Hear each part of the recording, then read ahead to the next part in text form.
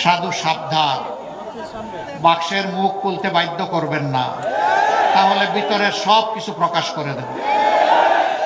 আমরা কারো বিরুদ্ধে লাগালাগি খুচাখুচি করা পছন্দ করি না, কিন্তু আমাদেরকে কুচা দিলে কুচা ফিরাইয়া দেওয়া আমাদের উপরে ওয়াজিব।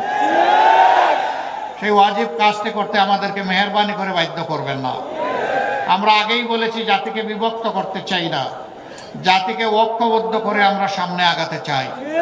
এই জন্য আমরা 3টা শর্ত মাত্র দিয়েছি। এই শর্ত আমাদের রাজনৈতিক সাংগঠনিক শর্ত নয়, এটি বাংলাদেশের জনগণের শর্ত। আমরা বলেছি, আগামী সরকার যদি আল্লাহ তাআলা আমাদেরকে গঠন করার তৌফিক দেন, আমরা সবাইকে নিয়ে সরকার গঠন করতে চাইব। তবে যারা 3টা শর্ত মানবেন, সরকার গঠন তারা অংশগ্রহণ করবেন। নাম্বার 1, নিজে দুর্নীতি করবেন না, আর বগলের নিচে কোনো দুর্নীতিবাজকে আশ্রয় দেবেন না। নাম্বার 2, গরিব ধনী, হিন্দু মুসলমান বৌদ্ধ খ্রিস্টান, নারী পুরুষ, শিশু আবাল বৃদ্ধ বনিতা, যার অধিকার যেখানে লঙ্ঘিত হবে, ন্যায় বিচার পাওয়ার অধিকার তার থাকবে। সেই ন্যায় বিচার সমাজের সকলের জন্য সমান বিচার ইনশাআল্লাহ নিশ্চিত করা হবে। যে অপরাধে একজন সাধারণ নাগরিকের বিচার হবে, একই অপরাধ দেশের প্রেসিডেন্ট করলে তারও বিচার হবে। তিনি এখানে অবশ্যই কোনো বৈধতা অথবা কোনো ইম্পিউনিটি তিনি পাবেন না, তাকেও বিচারের মুখোমুখি হতে হবে। সেই বিচারটাই আমরা ইনশাআল্লাহ কায়েম করতে চাই। ওরকম বিচার যখন কায়েম হবে, বিচারের ঘোষণার প্রথম দিন থেকে 90% অপরাধ অটোমেটিক্যালি বাতাসে মিলিয়ে যাবে। বাকি দুর্বৃত্ত যারা থাকবে, তাদেরকে সংশোধনের জন্য প্রথমে পদক্ষেপ নেওয়া হবে। সংশোধন না হলে আইনের আওতায় সমান অস্ত্র দিয়ে তাদের বিচার করা হবে। এখানে কারোর জন্য সোনার তলোয়ার আর কারোর জন্য ইস্পাতের তলোয়ার হবে না। বিচারের তলোয়ার সকলের জন্য সমান হবে। আমি গলা কাটার কথা বলছি না, আমি বলছি ন্যায়ের কথা, ইনসাফের কথা, ইনসাফপূর্ণ শাসনের কথা। সম্মানিত বন্ধুগণ, এই সিরাজগঞ্জ আরেকটা দিকে পিছিয়ে আছে। স্বাস্থ্যসেবার জন্য একটা মেডিকেল কলেজ হয়েছে, ইনশাআল্লাহ এটাকে মানসম্মত মেডিকেল কলেজে পরিণত করা হবে। কিন্তু শিক্ষা এখনো পিছিয়ে আছে, মানসম্মত ভালো কোনো শিক্ষা প্রতিষ্ঠান এখানে গড়ে ওঠেনি।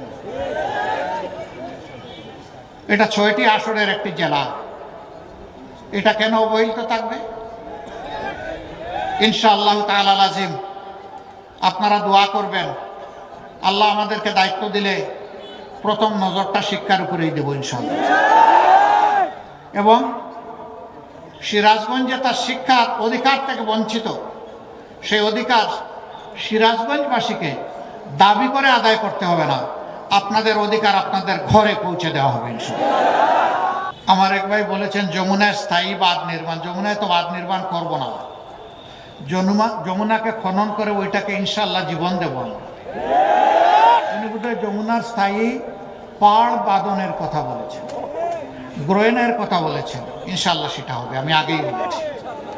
ওইটা হবে মানে সিমেন্টের সাথে ছাই মিশাইয়া হবে না ইনশাআল্লাহ, রোডের জায়গায় বাঁশ দিয়ে হবে না ইনশাআল্লাহ। এক সরকারের সময় রোডের বদলে বাঁশ আধুনিক প্রযুক্তিতে ব্যবহার করেছে, তাই না? একটা মেয়ে ডিবেট করতে গিয়ে বলেছিল, আজ যদি কবি জীবিত থাকতেন তাহলে বলতেন, মাগো আমার সুলক বলা কাজলা দিদি কই, বাঁশের জায়গায় বাঁশ, চাঁদের জায়গায় চাঁদ তো আছে, বাঁশগুলো সব কই। মূল কবিতাটা ছিল, মাগো আমার সুলক বলা কাজলা দিদি কই, বাঁশ বাগানের মাথার উপর চাঁদ উঠেছে বই। চাঁদ তো আছে, কিন্তু বাঁশ যে রোডের জায়গায় চলে গেছে। ইনশাআল্লাহ আমরা বাঁশ দিয়ে স্ল্যাব তৈরি করব না, আর আমরা সিমেন্টের সাথে ছাইও মিশাবো। কাজ হবে মানসম্মত, চুরিদারি থাকবে না, জোরাজুরির কোনো টেন্ডারবাজি হবে না, সব টেন্ডার হবে অনলাইনে, ই টেন্ডার। এটা আটকায় দেওয়ার শক্তি কারণে আমরা মূলের গুড়া ধরে টান দিব, গাছের পাতা নিয়ে টানাটানি করব না। বড় মাতার কানটা ধরে টান দেব।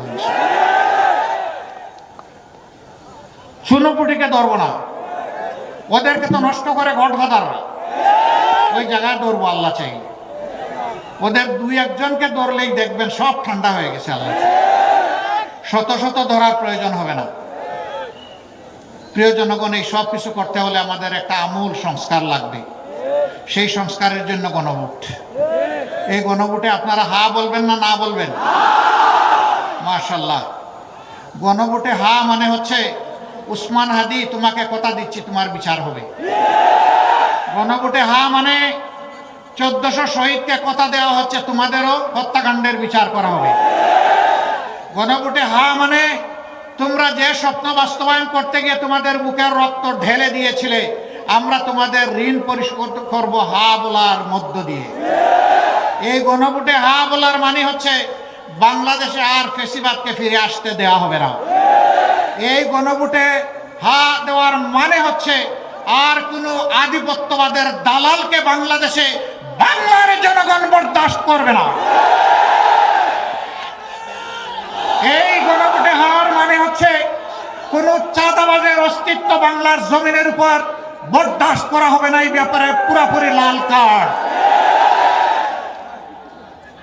এই কয়টা মানুষ আপনারা হা ভোট দিলে হয়ে যাবে? প্রত্যেকটা ঘর এবং ব্যক্তিকে জাগিয়ে তুলতে হবে। আমার অধিকার, আমার দেশ, গর্ব আমার সোনার দেশ। সেই সোনার দেশ গড়ার জন্য অবশ্যই ঐক্যবদ্ধ বাংলাদেশ গড়ার জন্য আমাদেরকে হা ভোটে অবশ্যই মোটিভেশন চালাতে হবে। দ্বিতীয় ভোটটি দিবেন আপনারা 10 দল একত্রিত হয়েছে, যেখানে যে দলের হাতে আমরা যে মার্কা তুলে দিব, আপনি এই 10 দলের যে দলের কর্মী, সমর্থক, শুভাকাঙ্ক্ষী, ভোটার যাই হবেন, আপনি ওই মার্কার পক্ষে দাঁড়িয়ে যাবেন, ওই মার্কাকে বিজয়ী করবেন। এটা দেখবেন না কার কর্মী আছে কার নাই, কার এজেন্ট দেওয়ার সুযোগ আছে কার নাই, এগুলো মোটেই দেখবেন না। আমরা 10-এ মিলে হারতে চাই না, আমরা 10-এ মিলে ইনশাল্লাহ জিততে চাই। আপনারা এইভাবে কাজ করবেন? আলহামদুলিল্লাহ। এবার আমি আহ্বান জানাবো, সিরাজগঞ্জ 1 আসনে যাকে 10 দলের পক্ষ থেকে আমরা প্রার্থী করেছি, তিনি হচ্ছেন বিশিষ্ট শিক্ষাবিদ জনাব মোহাম্মদ শাহিনুল আলম। ভাই আমার বাম দিকে কেউ আসবেন না, আমরা ডানপন্থী মানুষের ভাই, ওই ডান দিকে আসেন। আমরা ভাই বামপন্থী না, ডান দিকে আসেন। মাশাআল্লাহ মাশাআল্লাহ। আমরা ইনসাফের প্রতীক দাঁড়িপাল্লা তার হাতে তুলে দিলাম। সিরাজগঞ্জবাসী তাকে আপনাদের কাছে আমানত হিসাবে তুলে দিলাম। আপনারা কি আমার ভাই শাহিনুল আলমের হাত মজবুত করবেন?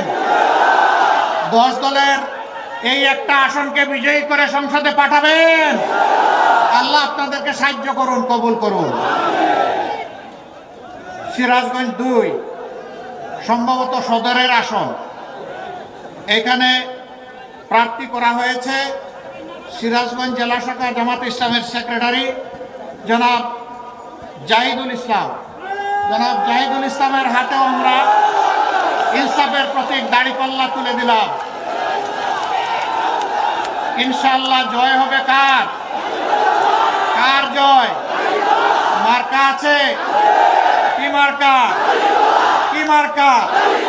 জয় হবে ইনশাআল্লাহ।